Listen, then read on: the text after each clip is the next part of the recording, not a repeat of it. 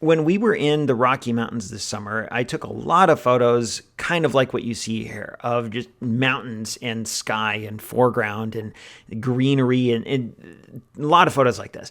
And I realized that there was one problem that was difficult to overcome, and that is establishing a sense of scale. How on earth do you convey the hugeness of the Rocky Mountains in a tiny little photo on your mobile phone, or a photo that you'll probably view on a mobile phone? I don't know how to do it.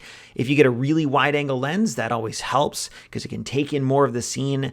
But even then, like, I don't know how you convey the hugeness of the scene. Probably, I'm sure it can be done by photographers a lot better than I can. But what I thought about doing in this photo is using some sort of object to establish a sense of scale. And that's what you have right in the middle of the photo is this bridge. It's a train bridge. This is the Georgetown Loop Railroad. It's kind of a touristy attraction near Denver. It's like a railroad that goes up and past some old mining plots, and there's a lot of history to the railroad that we couldn't quite hear over the loudspeaker because the train was so loud. And we were here with my family and my cousin and her husband on a Saturday afternoon in and around the Denver area. So it was just kind of a fun family touristy thing that we did because we were visiting the area. And as we're winding around on this train, like there's no glass windows on the train, which is really nice. Like it was an open cabin train or open air train. I don't know what you call it, but there's no windows. So you can just lean out. And I see this bridge, which we passed earlier. Like that's kind of what you do when you get on this Georgetown Loop Railroad. You kind of wind around that bridge and then go up the mountainside. So we'd already gone past this bridge. Like we've already gone over it. And I look back and I see this huge sweeping scene of these mountains receding into the background and this bridge right in the middle. And I only had a few seconds and I was like, man, I can do this. Like I can make this shot happen where I can establish a sense of scale.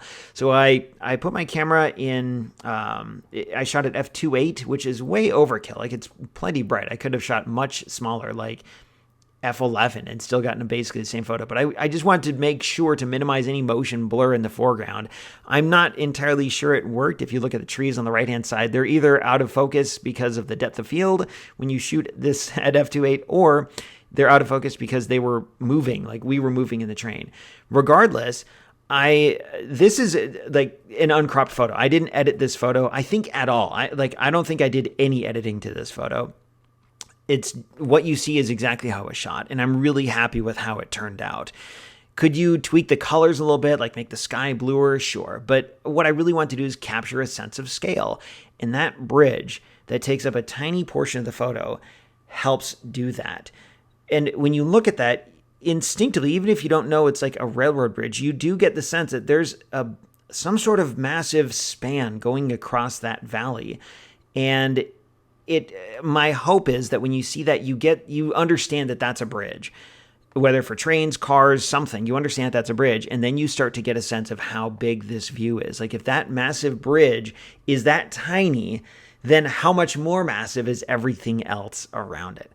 I do wish I could have got a clean photo without any like cars or other things like that. Like there's a parking lot and it just below the bridge, and if you look closely you can see that there's a truck on the road on the left hand side.